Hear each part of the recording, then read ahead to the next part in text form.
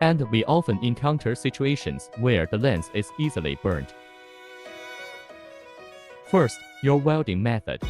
Is the welding done at a 45-degree angle? Is there any vertical welding? In cases of vertical welding like this, another factor is the adjustment of the scale. If we are welding stainless steel plates or galvanized plates, we usually use high power to burn through them or to weld a large-sized plate. If we use high power for burning, then the focal point must be deliberately offset. That is, for example, if the focal point is around 0, we need to extend the entire scale tube to around 5 mm. This way, the light will be softer. Currently, we are at the correct focal point. During welding, there are significant sparks. If welding is done this way, the iron slag easily adheres to the protective lens.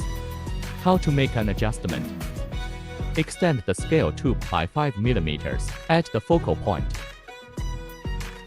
Extend it by 5 mm. It will be slightly defocused.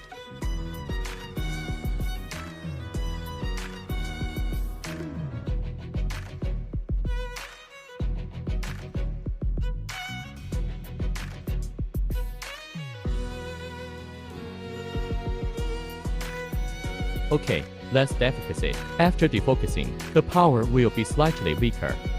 Usually, after defocusing, we add an additional 100 to 200 units to the original tool. Now, let's see how the defocusing affects the size of the sparks. The light will also become softer.